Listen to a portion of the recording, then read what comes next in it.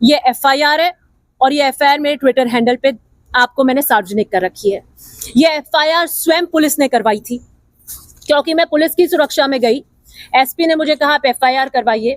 मैंने कहा मैं आपकी सुरक्षा में थी, जब मेरे पे अटैक हुआ आपकी विफलता थी और मैं क्यों करवाऊं?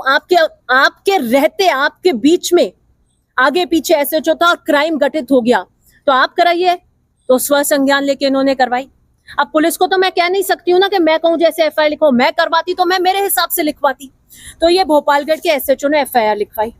एफआईआर का जो हाईलाइटेड पार्ट है, जो मेरे ट्विटर हैंडल पे भी आप देख लेंगे हाईलाइटेड है, वो कहता है निर्वाचन के नाम वापसी के समय नाम वापसी की बात को लेकर पक्षों में भिड़ंत हो गई और ये घटना बताते 1 PM से 1:30 PM की।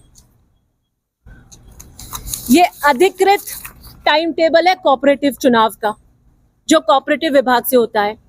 आरपी एक्ट मूलतः तो लेजिस्लेटर, एमएलए और एमपी के चुनाव के लिए होता है। पंचायती राज और इन संस्थाओं के इनके अलग इलेक्शन रूल्स बने हुए हैं। कोऑपरेटिव एक्ट में कोऑपरेटिव चुनाव के इलेक्शन रूल्स के तहत उनका चुनाव होता है, जिसके उल्लेख से यहाँ पर ये टाइम टेबल है। टाइम टेबल में आप देख सकते हैं 1:30 से 2 के बीच में फॉर्म विड्रॉ होता है, 3 से 4 के बीच में मतदान। तो ये तो स्पष्ट है कि जब मैं जिसको लेकर जा रही थी वो वोटर नहीं था, वो कैंडिडेट था। स्पष्ट है। फिर उसके बाद ये जो कार्रवाई होती है, किताब कार्रवाई एक निर्वाचन की, उसके अंदर से ये स्पष्ट हो जाता है कि ये मनीष कुमार जो मेरी गाड़ी में थे उनका फार्म आया 1:30 से 2 के बीच में इन्होंने विड्रॉल किया और इनका नाम हट जाता है, क्योंकि ये विड्रॉ कर लेते हैं और यही लोग ले जाते हैं। बाद में उनको मेरी गाड़ी से हटाकर और फिर पुलिस को अंदर कैसे भी करकुरा के उनको किसी तरीके से विड्रॉल कराया। तो मैं पूछने आई थी, इनफैक्ट ट्विटर हैंडल ये कहता है कि मैंने दिव्या मदेरणा पूर्व विधायक वोटर को अपनी गाड़ी में ले जा रही थी, जो कि नियम विरुद्ध है। मान लिया उन्होंने। किस नियम का उल्लंघन किया? आरपी एक्ट 133 का। सार्वजनिक जीवन में बैठे हैं, 3 पीढ़ियों से हैं। तो मेरा एक जागरूक और जनप्रतिनिधि के रूप में ये था कि मैं आयोग के समक्ष पेश हूं। मैंने पता किया फाइल कहाँ है, तो मुझे पता लगा एसपी हेडक्वार्टर एडिशनल एसपी के पास है। मैं वकील के साथ आई हूँ। मुझे ये लगा था कि अपराध इन्होंने मान लिया है उल्लंघन का, तो नॉन कॉग्निजेबल है, मतलब बेलेबल है, तो मुचल के भरवाएंगे। तो मैं आरसी वारसी अपने आईडी वाईडी लेकर आई थी कि भाई मुचल के भरवाइए। मैंने किया है और इससे जागरूकता आएगी कि दिव्या मदेरणा आई हैं और उन्होंने अगर कोई नियम विरुद्ध काम किया है अपनी गाड़ी में वोटर को बिठाने का, तो आज के बाद से राजस्थान में संदेश जाएगा कि कब किसको कहाँ वोटर को बिठाना है और इस तरीके से पुलिस इसका उल्लंघन नहीं करे और पुलिस इसका मिसयूज नहीं करे। मैंने उनसे पूछा कि बताइए मैंने इसका उल्लंघन कैसे किया, कैसे आप इसको मानते हैं।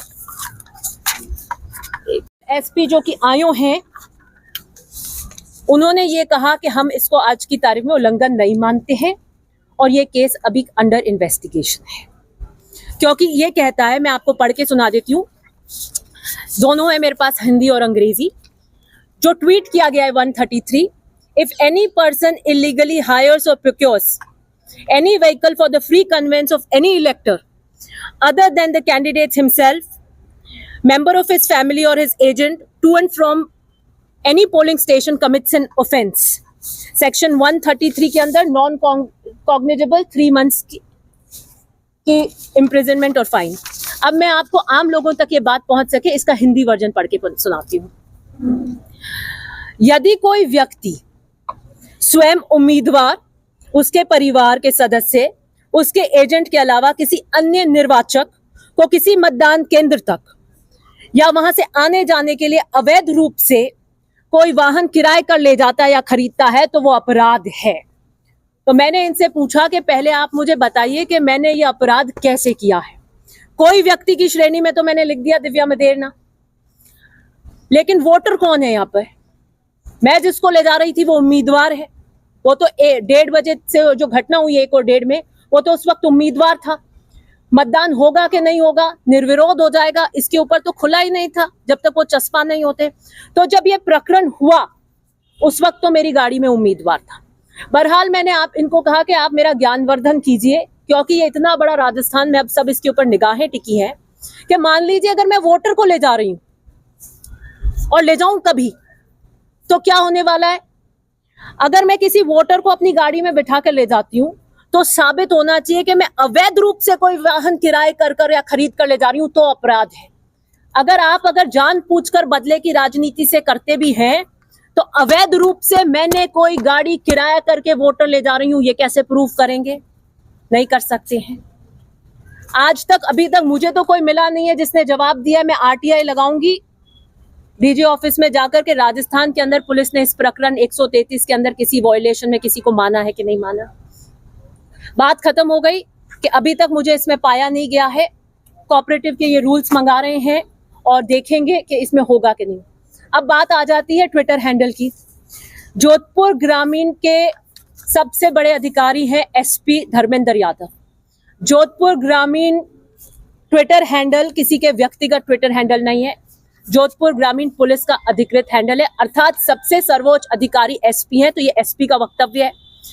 आयोग कह रहे हैं कि हमने इसमें आपको संलिप्त पाया नहीं है, इसका उल्लंघन पाया नहीं है, अभी हम जांच कर रहे हैं, क्योंकि मैंने सारे प्रश्न पूछ लिए। और मैं कह रही हूं आप कह रहे हैं आपने पाया है, ट्विटर हैंडल कहता है आपने पाया है, मैं भागूंगी नहीं। मुचलका करे, नॉन कॉग्निजेबल अवेलेबल है तो मुचलका भरिए। मेरे वकील आए हैं, हम सब कुछ आरसी, अपनी आधार कार्ड कॉपी सब लेके आए, वो भरवा नहीं सके, असमर्थ थे क्योंकि पाया नहीं गया। अब वो कह रहे हैं हम इलेक्शन के रूल्स मंगवाएंगे। मैंने कहा आप कोई भी रूल मंगवा लीजिए, अपराध तो हुआ ही नहीं है, मेरे साथ कैंडिडेट था। और अगर वो वोटर भी आप करोगे आगे जाके किसी तरीके से पजाने के लिए, अब आप बदले की राजनीति से चलोगे तो कैसे प्रूव करोगे कि मैंने अवैध रूप से गाड़ी किराया करी और उसको लेकर आई? ये ट्वीट कब आया?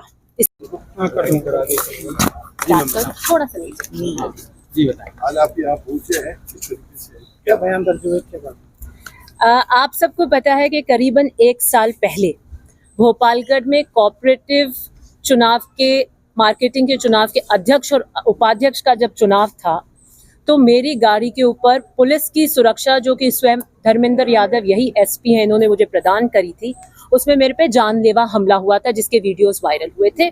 जिस मुद्दे को मैंने दोबारा उठाया था क्योंकि धनारी कल्ला की एक मुद्दा जो कल घटना हुई थी कुछ दिन पहले, जिसके समक्ष मैं आईजी से मिली थी और मैंने आप सबको वक्तव्य दिया था, उसमें एक खड़ी गाड़ी के फॉर्च्यूनर के कांच तोड़े जाते हैं और 4 एफआईआर होती हैं जिसमें रंगदारी, लूट और फिरौती जैसी संगीन आरोपों में दर्ज की जाती है। तो मेरा प्रश्न था कि उस वक्त भी एसपी आप थे, आज भी एसपी ऐसे हैं, कौन सी ज्यादा घटना संगीन है कि एक महिला विधायक, वो भी सत्ता की थी, हो सकता है विपक्ष में तो हो तो काम नहीं करें, गाड़ी में बैठी थी, मैंने सूचना दी थी कि मेरे ऊपर जानलेवा हमला होगा।